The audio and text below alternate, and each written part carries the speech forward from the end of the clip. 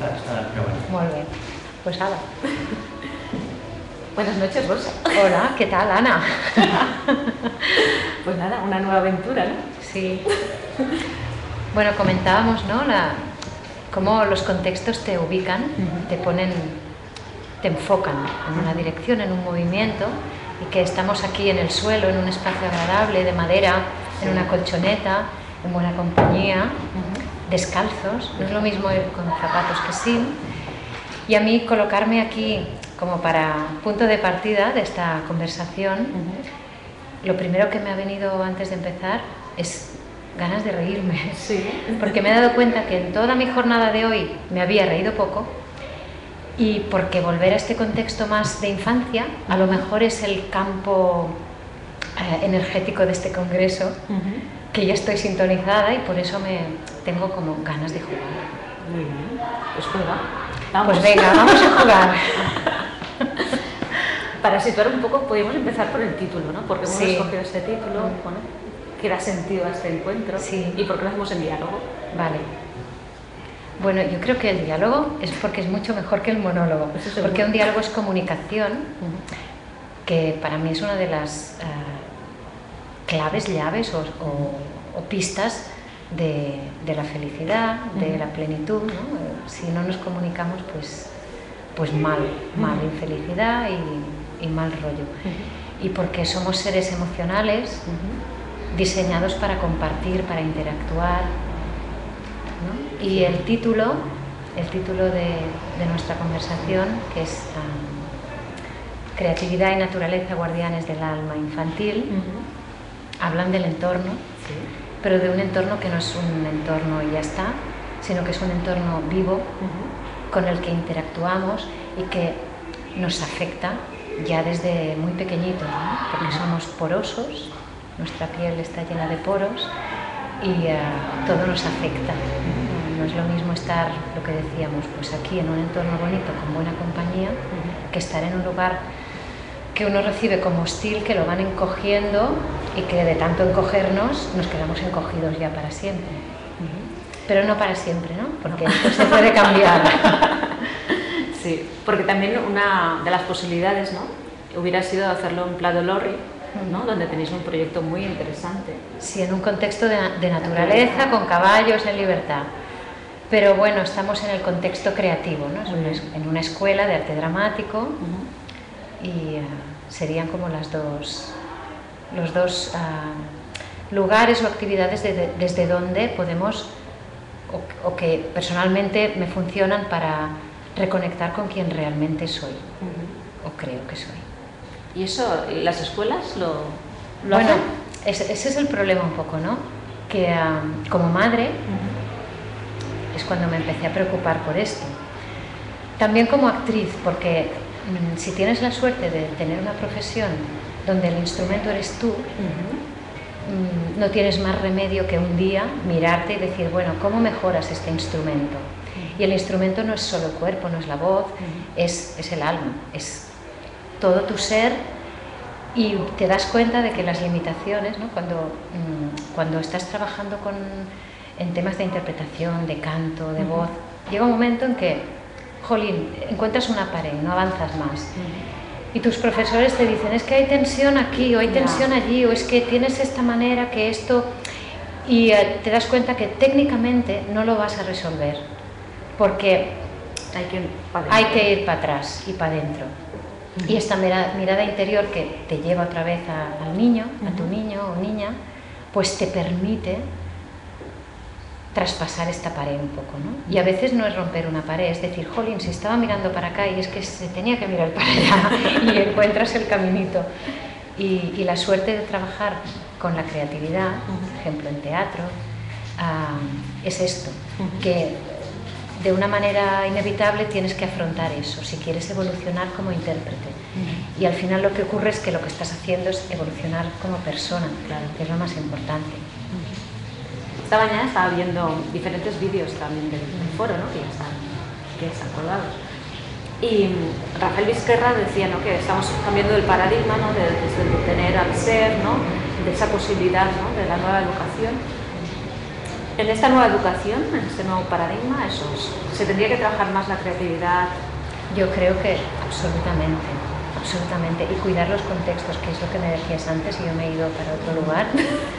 Pero bueno, iremos a donde vaya, a donde lleguemos. Que es verdad que muchas veces las escuelas son feas, ¿no? Son lugares un poco hostiles, mucho cemento, los patios que tienen arena y tierra, que es un lugar de comunicación y de conexión con uno mismo, fantásticos, y que en la etapa de los niños, en una edad concreta, la arena y el agua son los elementos Waldorf, ¿no? Rudolf Steiner, para desarrollar la creatividad, la imaginación. Entonces ahí ponen cemento.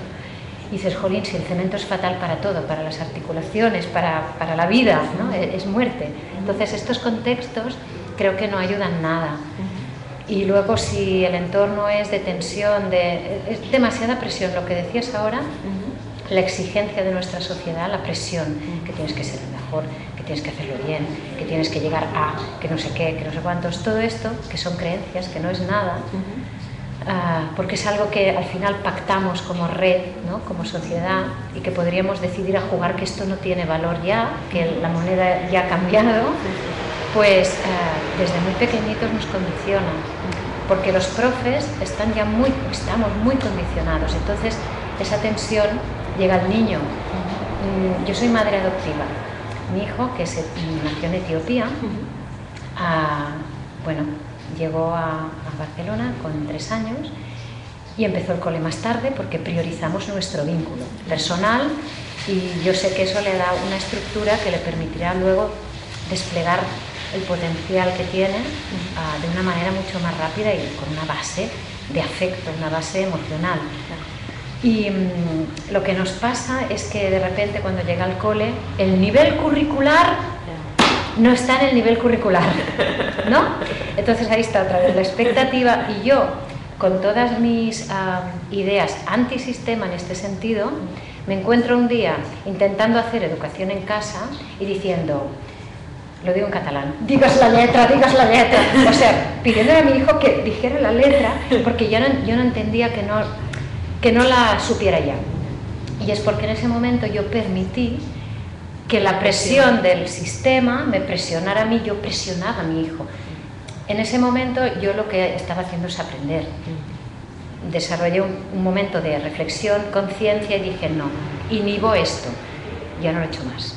Pero que entiendo que un profesor con 30 niños en una clase, con un texto curricular, que encima hay una cosa un mecanismo que no sé si tú conoces, que me parece muy perverso, que en escuelas rurales se aplica, que es que les hacen un examen a los niños de las escuelas rurales de una zona.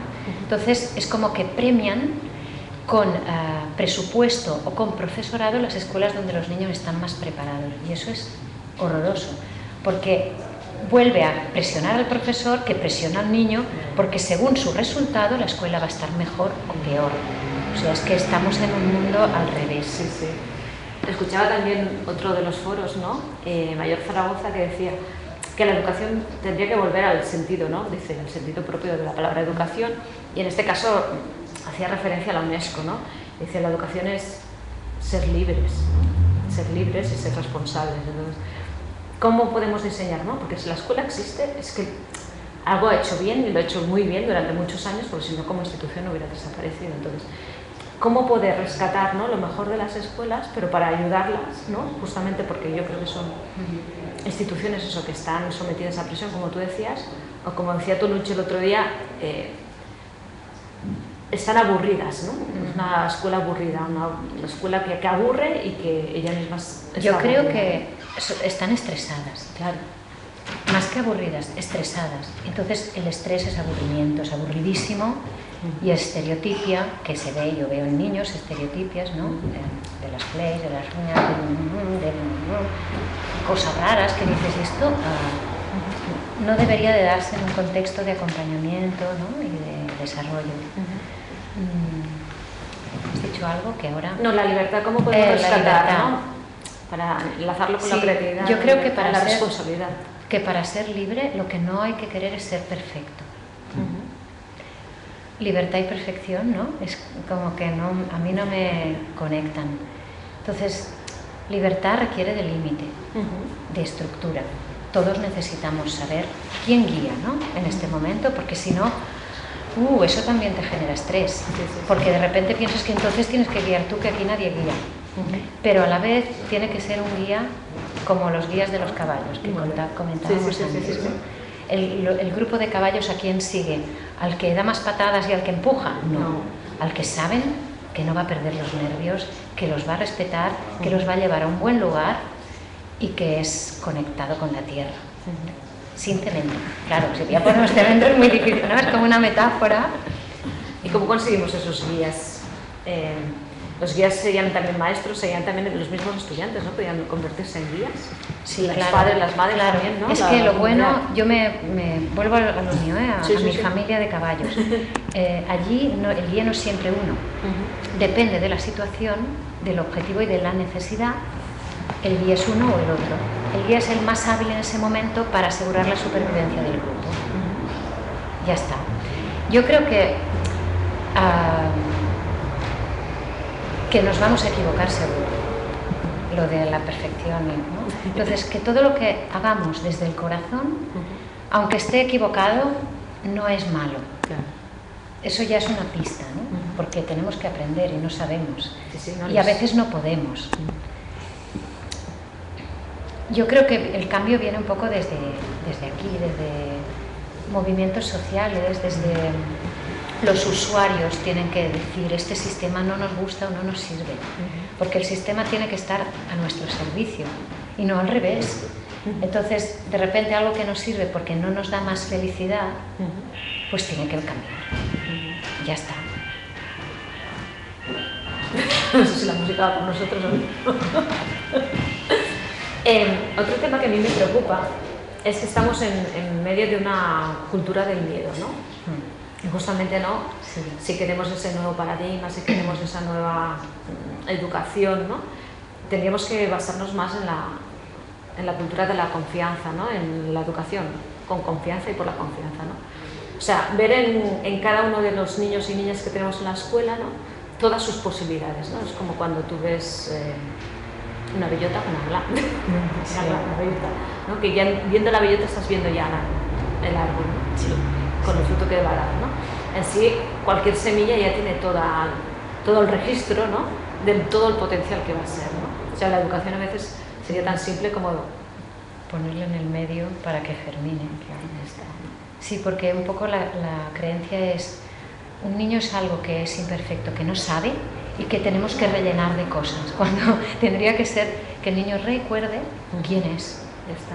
Y ya está, y lo que está pasando ahora, porque por una parte yo soy optimista porque veo y cada día conecto más con una red de inquietudes en la línea de este congreso, pero por otro lado ves leyes del PP como lo que están haciendo ahora, que se quieren cargar el bachillerato de artes escénicas o quitar la plástica y la música de las escuelas, porque quita horas ¿de qué? De lo que nos está haciendo desgraciados, porque entonces yo pienso, no, tendría que haber más creatividad y más naturaleza, más patios con arena y más disciplinas o asignaturas como la danza, como conectar con el cuerpo. Más que conectar, no perder la conexión con el cuerpo, porque cuando nacemos somos una unidad perfecta y luego nos vamos contracturando, nos vamos, ¿no? Que es inevitable para ser humano, hay que pasar por ahí, pero que justamente los entornos educativos lo que tendrían que hacer es preservar esa conexión y no pues dividirnos en partes. Sí, no, totalmente de acuerdo. Y en esta línea, ¿no? de cómo hacemos las cosas.